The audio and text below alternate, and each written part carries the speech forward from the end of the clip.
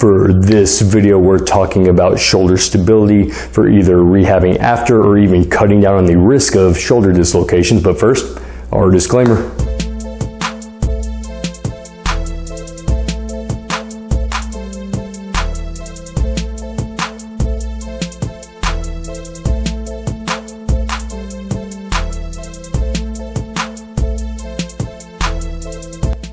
Mike Matthews, physical therapist here with the PT 411. Thanks so much for joining me. If you already haven't done so, make sure you're checking me out on Facebook, YouTube, Instagram, TikTok, and Twitter. Subscribe, turn on notifications. Also check out thept411.com. So the last couple of weeks, we've been talking about shoulder dislocations, how to determine if we possibly have one, as well as how to treat it non-surgically. So make sure to check out those videos first before you move on this one. This one we're talking about, like I said, shoulder stabilization. In order to reduce the risk of dislocations or to treat a dislocation, we really need stability in that shoulder. Now we get stability mainly from three different things. One, the shape of the joints, how congruent these joints are, or these bones are within that joint. If it's deep and congruent, like a ball and socket joint down at the hip, we have a lot of stability there. Flatter joints like down in the ankle, they don't really contribute to that much stability. The shoulder is a ball and socket joint. It's not as deep as that hip ball and socket joint, but it still is a ball and socket joint, so we do get some stability from that. Now this is something we really don't have any control over and we really can't change. Now the second thing is our ligaments and our joint capsule. All these things cross over the joint. They're pretty stiff, they're pretty tight and taut, soft tissues that cross over the joint, and they really help to hold that joint together and nice and stable, and we can't really control that either. Now the third thing, number three, is our muscle strength and control. When we think of muscles, we typically think of them as contracting and moving a joint. Anytime one or even a few muscles, or for that matter, are moving a joint in one direction, all the other muscles that cross over that joint are also contracting to varying amounts throughout that movement for that stability. They're doing this to allow the joint from sliding as it's moving. So if my biceps is bending my arm coming up this way, my triceps also has to fight to counteract that force. So the pull from that bicep coming up and forward this way, if my tricep wasn't also contracting back here to a lesser extent, but contracting nonetheless, because as my bicep right here contracts coming up this way, it's pulling all these bones up this way and forward. My tricep back here, whenever that contracts, it prevents everything from actually sliding forward and thus losing that stability there. So every single joint in the body, you always have counteracting forces to keep things nice and stable when we're moving it with our primary muscles. This is what we can control, these muscles. We can always train muscles to not only be stronger, but to activate them more efficiently and properly to improve stability. We have several muscles around the shoulder complex, and I've broken it down to a few specific muscle groups. These muscles primarily control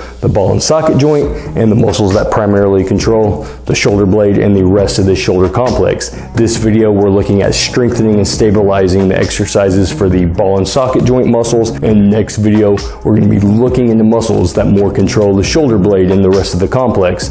Then we're going to have a video after that that's going to bring it all together and really work on advanced stabilization exercises. So muscles that stabilize the ball and socket joint. We have the rotator cuff here. These muscles have separate actions individually. They rotate the shoulder and they help with initiating a few other movements as well. But together, when they contract together, since they cross the ball and socket joint in slightly different places, when they all contract, they pull that ball and socket joint together and they provide quite a bit of stability there. Or even if we're trying to move that joint around, they're still contracting to varying degrees in order to try to keep it nice and stable in any position, again, as we're moving it or trying to maintain it in one position. Now our first exercises, we can work into internal and external rotation with our elbow more bent out our side in a neutral position. First, we can work rotating in, coming this way, and externally out this way. Now we can move the elbow out more into abduction, working into rotation in either direction here. We can work into external rotation here, and pulling into internal rotation going this way. Now we can also work these movements more into flexion as well. Again, we have external rotation this way and internal rotation going this way. We also have our field goal exercise that has been gaining a lot of popularity lately online. We have our elbows to our side, pull outwards, maintain that positions as we elevate and lower the arms, working slowly and trying to keep it nice and stable. We can also grab onto our dumbbells or other weights and we can work external rotation, lying on our side like this, internal rotation on our stomach with these lift-offs. We can also lie on our stomach and we can work our internal rotation here and our external rotation here, both in an abducted position.